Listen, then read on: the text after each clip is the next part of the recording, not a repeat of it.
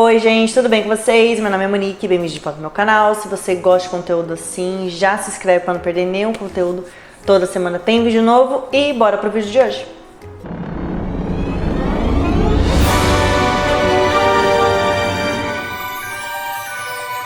E no vídeo de hoje a gente vai falar das melhores estreias do ano de 1988. Então, se esse ano foi um ano especial pra você, se marcou de alguma maneira, então vem comigo que a gente vai ver quais são as melhores estreias desse ano.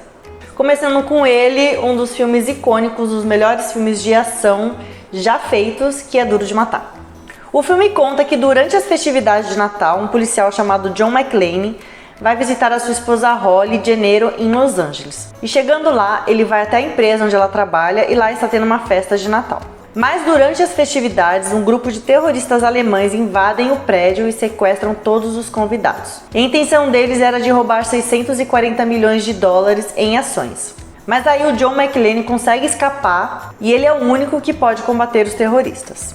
Algumas curiosidades do filme. O filme foi lançado em 15 de julho de 1988 nos Estados Unidos e dia 27 de outubro no Brasil. O orçamento foi de 28 milhões de dólares e teve um faturamento de quase 141 milhões de dólares. Para fazer o filme, o Bruce Willis recebeu um cachê de 5 milhões de dólares, que era um valor totalmente fora do que normalmente os atores ganhavam na época. Então estava muito acima. Ele também assumiu o papel de John McClane depois de ter sido recusado pelo Robert De Niro. Para os fãs de Harry Potter, essa é uma curiosidade bem legal também, que o ator Alan Rickman, ele foi escolhido pelos produtores depois que eles o viram no teatro no papel de um vilão, e que mais tarde ele viria a ser o professor Snape. Até hoje, o Bruce Willis é o único membro da equipe de Duro de Matar a ter participado de todos os 5 filmes da franquia. O filme foi indicado ao Oscar nas categorias de melhor edição, melhores efeitos visuais, melhor som e edição de som.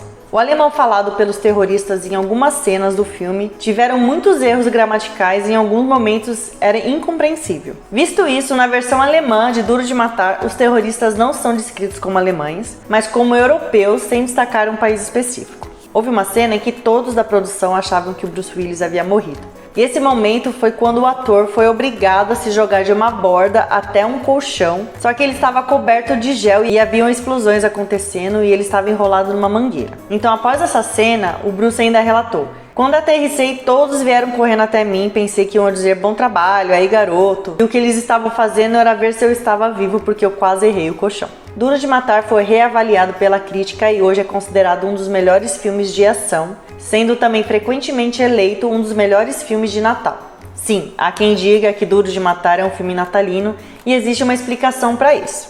O texto está no molde de uma pesquisa científica com gráficos comparando o filme com outras produções de fim de ano. O site Steven Follows publicou uma extensa análise estatística para provar sua teoria e argumentou o seguinte: a palavra Natal é dita 18 vezes no filme, superando outras como matar e sangue, cada uma é dita 13 vezes. E tiro, 12 vezes, e morte são ditas 5 vezes. E ao todo existem 21 objetos em cena que fazem referência ao Natal, como chapéus e árvores enfeitadas. E a trilha sonora de Duro de Matar é 99,2% mais natalina do que outros filmes lançados nos últimos 30 anos. E ainda um dos roteiristas confirmou essa teoria. Agora ninguém sabe se ele estava brincando ou falando sério. A franquia conta com 4 filmes e está disponível na Disney+. E nosso próximo filme é Os Fantasmas Se Divertem. O filme conta a história de um casal recém-falecido que se torna um casal de fantasmas presos em sua antiga casa, e eles tentam assombrar os novos moradores do imóvel, que é uma família composta por 3 pessoas, pai, mãe e a filha Lídia. A Lídia consegue enxergar os fantasmas. E sem êxito, os fantasmas contratam Beetlejuice, que é um fantasma extremamente desagradável, egoísta, desonesto, e que se auto-intitula um bioexorcista. E diz ele que é capaz de assustar qualquer ser vivo e expulsar as pessoas da casa. Algumas curiosidades do filme. O filme foi lançado nos Estados Unidos em 30 de março de 1988 e no Brasil em 16 de junho de 1988. O filme teve um orçamento de 15 milhões de dólares e arrecadou 75 milhões de dólares. Beetlejuice foi o 10º filme de bilheteria mais alto do ano de 1988 e no Oscar ele ganhou o prêmio de melhor maquiagem. Originalmente, o Michael Keaton não aceitou interpretar o Beetlejuice, mas o Tim Burton, que é o diretor do filme, conseguiu convencê-lo a aceitar o papel. E hoje em dia, Michael Keaton já afirmou em diversas entrevistas que Os Fantasmas Se Divertem foi um dos filmes mais divertidos do qual ele já participou e se tornou um favorito em sua filmografia. Tim Burton inicialmente queria que o filme fosse mais assustador e sombrio, mas a Warner não gostou da ideia e preferiu que fosse uma comédia. E então ele conseguiu equilibrar elementos de horror e comédia no resultado final do filme. O papel do Beetlejuice foi originalmente oferecido a Sammy Davis Jr., depois a Tim Curry e finalmente dado a Michael Keaton. A maquiagem do Beetlejuice levava cerca de 3 horas para ser aplicada no rosto do ator, e ele também usava lentes de contato muito desconfortáveis que o faziam quase cego. Winona Ryder, que interpretou a Lydia, ela foi escolhida para o papel aos 16 anos de idade. Ela falsificou a idade em sua audição, pois ela tinha apenas 14. O filme ainda gerou uma franquia com uma série de desenho animado que durou 4 temporadas, de 1989 até 1991. Ainda rendeu videogames e uma peça musical em 2018. E no dia 6 de setembro desse ano de 2024, estreou nos cinemas a sequência do filme com o nome Os Fantasmas Ainda Se Divertem em Beetlejuice e Beetlejuice. E é a segunda maior estreia de setembro da história. O filme está disponível na Max e no Prime Video. Nosso próximo filme é Brinquedo Assassino. O filme conta a história do serial killer Charles Lee Ray, que ele é ferido mortalmente em um tiroteio com a polícia, mas antes dele morrer, ele utiliza seus conhecimentos de voodoo e transfere sua alma para um boneco conhecido pelas crianças como o boneco bonzinho. Então, o menino ganha exatamente esse brinquedo como presente da sua mãe, e o assassino agora quer transferir sua alma para o corpo do garoto. Algumas curiosidades do filme. Ele foi lançado em 9 de novembro de 88 nos Estados Unidos e 20 de abril de 1989 no Brasil. Ele teve um orçamento de 9 milhões de dólares e faturou mais de 33 milhões de dólares apenas nos Estados Unidos. O nome completo de Chucky é Charlie Lee Ray, que é uma combinação dos nomes de 3 assassinos: o Charlie Manson, que assassinou a atriz Sharon Tate, Lee Harvey Oswald, que assassinou John F. Kennedy, e James Earl Ray, que assassinou Martin Luther King. Na época, os animatronics eram a tecnologia do momento. Para se ter uma ideia, eram necessárias 11 pessoas para controlar o Chucky, cada um era responsável por uma parte do corpo, desde as pernas até as sobrancelhas. Um dos marionetistas comentou que foram necessárias 27 tomadas para que o Chucky conseguisse apertar apenas um botão. Sem contar que muitas vezes esses animatrônicos paravam subitamente de funcionar e não funcionavam de jeito que a cena exigia. E nas cenas mais complexas, a irmã do Atticus, Vincent, que fazia o Andy no filme, interpretava o boneco. Foram criados 9 modelos de bonecos, sendo um para cada tipo de movimento. Um, por exemplo, ficava em pé, o outro caminhava e aqueles que poderiam ser arremessados para cenas de maior violência. E os movimentos dos bonecos eram acionados por controle remoto. Em uma ideia que foi abandonada pelos produtores, o Chuck ele se tornaria aos poucos cada vez mais humano enquanto Charlie Lee Ray vivesse dentro dele. Começaria, por exemplo, a crescer barba e bigode no brinquedo. Durante o lançamento inicial do filme, uma multidão se formou na entrada do estúdio pedindo a proibição do filme. Eles alegavam que iria incitar a violência em crianças. O Brinquedo Assassino de 1988 é o único filme no qual o Chuck não faz um gesto obsceno com o dedo médio. O filme está disponível no Prime Video. Seguindo, vamos para uma cilada para Roger Rabbit. O filme conta que em Hollywood, lá em meados de 1940, uma época em que os seres humanos e personagens de desenhos animados existiam lado a lado. E então o coelho Roger Rabbit ele é acusado de um crime que ele não cometeu, então ele se une a um detetive para limpar o seu nome e tentar provar a sua inocência. Algumas curiosidades do filme. O filme estreou no Brasil em 22 de dezembro de 1988. O filme foi uma das produções mais caras da década de 80, com um orçamento inicialmente previsto para 29,9 milhões de dólares, o que era um recorde para um filme de animação, mas o filme chegou a custar 70 milhões de dólares. E ele só não foi cancelado por conta dos esforços de Steven Spielberg. Mas o investimento foi recompensado, conseguindo a segunda maior bilheteria de 1988 e arrecadou um total de 329,8 milhões de dólares. Muitos dos personagens usados no filme não tinham sido criados até 1947, que era o ano em que o filme se passava. Os personagens Popeye, Tom e Jerry, Luluzinha e Gasparzinho não conseguiram aprovação para entrar a tempo no filme. Roger Rabbit é descrito como possuindo um rosto da Warner, corpo da Disney e uma atitude de Tex Avery, macacões semelhantes a do Pateta, luvas inspiradas no Mickey Mouse e uma gravata borboleta como a do Gaguinho. O diretor de animação Richard Willis revelou que baseou as cores do modelo de Roger na bandeira americana, macacão vermelho, corpo branco, gravata azul, com a intenção de que todo mundo gostasse dele de forma subliminar. Jessica Rabbit foi inspirada em 3 mulheres da época, a Rita Hayworth, Veronica Lake e Lauren Bacall. e também uma personagem de desenho de Tex Avery, que era a Red. O produtor do filme ele desempenhou um papel crucial ao convencer a Warner a liberar suas criações para a Disney.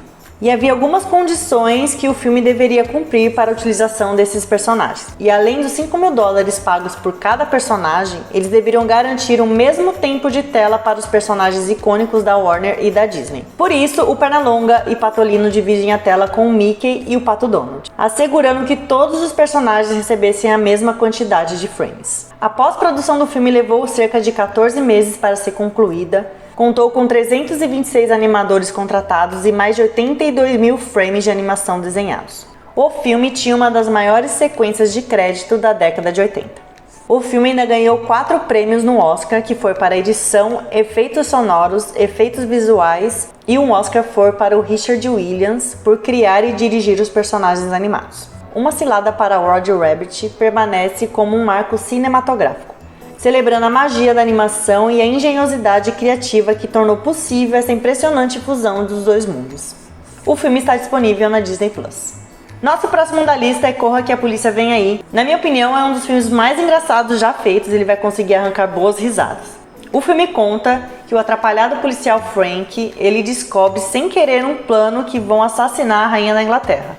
Isso durante o jogo de beisebol. E para impedir o atentado, ele acaba se metendo em diversas confusões. Algumas curiosidades do filme. O filme foi lançado em 2 de dezembro de 1988, mas no Brasil ele só foi lançado em 6 de janeiro de 1989. Teve um orçamento de $12 milhões e rendeu uma receita de $78,8 milhões. O seu primeiro fim de semana de estreia no cinema, o filme ficou em primeiro lugar nas maiores bilheterias dos Estados Unidos, arrecadando $9,3 milhões. O filme foi baseado na série de televisão Police Squad, de 1982. E a série também foi estrelada pelo ator Leslie Nielsen, mas ela foi cancelada após 6 episódios.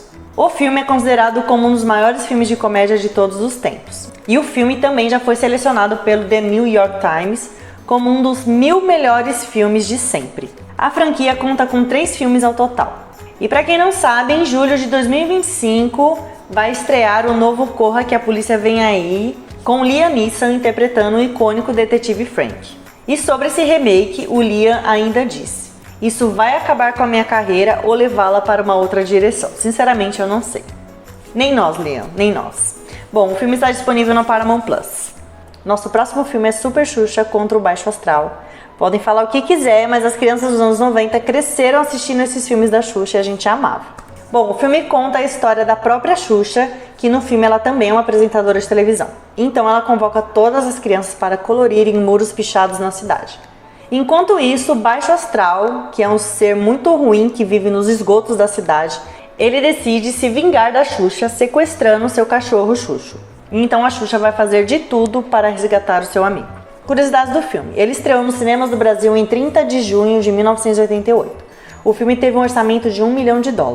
A Xuxa era muito fã do Michael Jackson, então ela quis que o longa tivesse detalhes da carreira do seu ídolo. Então ela pegou referências do figurino do cantor para desenvolver o seu look. Vale registrar que o visual memorável foi feito pela mãe da Xuxa, Dona Alda Meneghel. O produtor Diller Trindade ressalta em seu depoimento que o uso de merchandising no filme foi necessário para custear a produção. Ao todo, mais de 10 marcas apareceram no filme de forma casual, orçada em cerca de $1,5 milhões. Na parte em que Xuxa é sugada pela TV, todo o cenário da suposta casa teve que ser recriado de cabeça para baixo enquanto a apresentadora ficava em pé olhando para cima. Essa foi uma das cenas mais difíceis de serem criadas. No final, cortaram a imagem para outro ângulo e aceleraram a filmagem, dando a entender que a Xuxa estava sendo sugada para dentro da televisão. A Xuxa teve que ficar suspensa em um trapézio.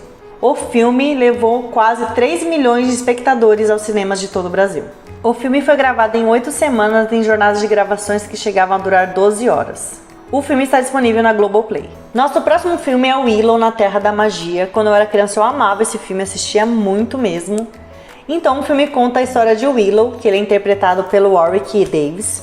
Ele é um anão e aprendiz de feiticeiro, e ele conta com a ajuda de Mad Mardigan, que é um espadachim interpretado por Val Kilmer. E juntos eles terão que vencer todos os feiticeiros e monstros para salvar um bebê das mãos de uma terrível rainha, que usa magia negra para controlar o reino e teme que a criança a derrote. pois havia uma profecia que dizia isso. Algumas curiosidades do filme. O orçamento foi de 35 milhões de dólares e teve um lucro de 58 milhões de dólares. O ator que fez o Willow, ele tinha apenas 17 anos de idade durante as filmagens. George Lucas escreveu este filme especialmente para Warwick, após conhecê-lo no set de filmagens de O Retorno de Jedi em 1983. Os cães do Demo são Rottweilers com máscaras e roupas. A gente realmente percebe que eles estão usando algum tipo de acessório.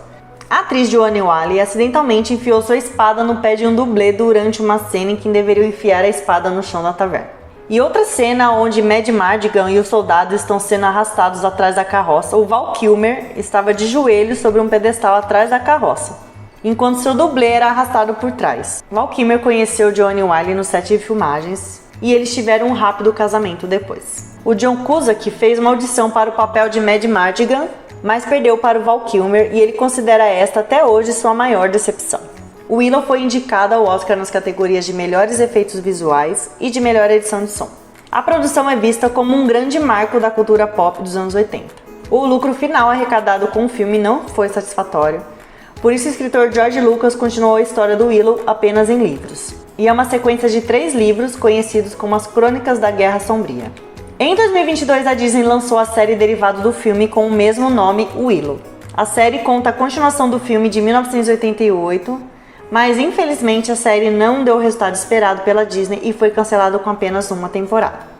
O filme está disponível na Disney Plus. Seguindo é Elvira, a Rainha das Trevas, que conta a história de que a Elvira era uma anfitriã de um programa de baixo orçamento sobre filmes de terror, mas tudo poderia mudar quando ela herda até então desconhecida tia-avó Morgana, que era uma velha mansão em Massachusetts. Então ela quer vender essa casa e ir para Las Vegas, mas encontra 2 sérios problemas. O primeiro são os habitantes mais velhos da cidade que ficam espantados com o modo como ela se veste e se comporta. E o segundo problema é Vincent Talbot, que deseja obter de qualquer maneira um livro de receitas que também foi herdado por Elvira. Algumas curiosidades do filme. O filme foi lançado em 30 de setembro de 1988 nos Estados Unidos. Teve um orçamento de 7,5 milhões e rendeu apenas 5,5 milhões de dólares. O fracasso da bilheteria se deu a um erro na distribuição do filme para salas de cinema, pouco mais de 300 salas. Os pais de Cassandra Peterson, que fez a Elvira, participaram como figurantes do filme. O figurino, peruca e maquiagem, todo o processo de transformação de Cassandra para a Elvira levava cerca de 1h30. Durante a cena em que Elvira estava sendo queimada na fogueira, o calor das chamas foi tão intenso que derreteu a sua peruca. Com o sucesso do primeiro filme, a Marvel publicou a adaptação quadrinizada do filme. Já na DC Comics, ela foi anfitriã da série House of My Mystery em 1986, além de algumas edições especiais. A partir de 1993, ela também teve uma série publicada pela editora Claypool Comics, que durou 166 edições. A personagem Elvira de Cassandra Peterson tornou-se uma máquina de fazer dinheiro. Além de suas participações em programas de TV, séries e filmes, uma série de produtos com a marca Elvira foram criados, tais como fantasia, maquiagem, bijuterias, cards, jogos de videogame, roupas, calendários e perfumes. Mas os produtos do horror diva não pararam na indústria da moda e dos cosméticos. Em 1996, ela lançou sua marca de cerveja, a Elvira Night Brew. E em 2012, o seu vinho chamado Macabrené. A razão do vestido da Elvira ser cortado dessa maneira e o seu cabelo ser tão longo era para esconder as cicatrizes que a atriz tinha em seu pescoço e ombros devido a queimaduras que recebeu quando ela tinha apenas 5 anos de idade. Cassandra Peterson recebeu uma indicação à Framboesa de Ouro de pior atriz, e o filme foi indicado como pior filme também em 1989. O filme está disponível no Prime Video. Finalizando nossa lista é Rayman, que conta a história de Charlie, que é um jovem que viaja a um hospital psiquiátrico para tentar descobrir quem é o beneficiário da fortuna que seu pai tinha deixado após falecer. Já que para o Charlie, ele apenas tinha deixado rosas premiadas e um carro. Então, ao chegar ao hospital, o Charlie descobre que o beneficiário é Raymond, o irmão mais velho e autista de que ele nunca tinha ouvido falar. E para garantir o dinheiro da herança, o Charlie se aproxima de Raymond, disposto a brigar judicialmente pela guarda legal do irmão. Algumas curiosidades do filme. O filme foi lançado em 16 de dezembro de 1988 nos Estados Unidos e em 23 de março de 1989 no Brasil. Teve um orçamento de 25 milhões de dólares e teve um faturamento de quase 355 milhões de dólares. O Steven Spielberg era o escolhido para dirigir o filme, mas ele resolveu abandonar o projeto após 6 meses de desenvolvimento para se dedicar a Indiana Jones e a Última Cruzada. A origem do nome do filme é muito interessante. O Barry Morrow, que é o escritor do roteiro Rain Man, ele escolheu o título do filme folheando um livro de nomes para descobrir qual nome soava melhor quando mal pronunciado. Nesse filme, Raymond é chamado de Rayman, que é o nome que seu irmão mais novo Charlie lhe deu, porque era parecido com uma criança quando não conseguia pronunciar seu nome, Raymond. O filme estreou com uma receita decepcionante de 6 milhões de dólares, mas nas semanas seguintes gerou um grande boca a boca que permitiu seu sucesso. Rayman era um dos filmes preferidos da princesa Diana. O ator Dustin Hoffman originalmente queria que o Bill Murray interpretasse o Charlie. Dustin Hoffman é 25 anos mais velho do que Tom Cruise, que interpretou seu irmão mais novo no filme. O filme ganhou vários Oscars. Ganhou em melhor filme, melhor diretor, melhor ator, melhor roteiro original, além das indicações para melhor trilha sonora, melhor direção de arte, melhor fotografia e melhor edição. Também ganhou o Globo de Ouro de melhor filme, melhor ator e foi indicado ao Globo de Ouro de melhor diretor e melhor roteiro. Este é o único filme que venceu o Oscar de melhor filme e o Urso de Ouro em Berlim. O filme foi a maior bilheteria do ano de 1988. O filme está disponível no Prime Video. Bom, gente, esse foi o vídeo de hoje com as melhores estreias do ano de 1988. Eu confesso que um deles eu ainda não assisti, mas eu vou assistir assim que possível, que é Rayman. E aparentemente é um excelente filme, muito premiado, então vale a pena com certeza assistir, né? E aí, você já assistiu todos? Tem algum que falta na sua lista? Qual é o seu preferido? Mas se você ficou comigo até agora, já me deixa um joinha, se inscreve no canal para não perder nenhum conteúdo. Toda semana tem vídeo novo e a gente se vê semana que vem. Um beijo e tchau, tchau!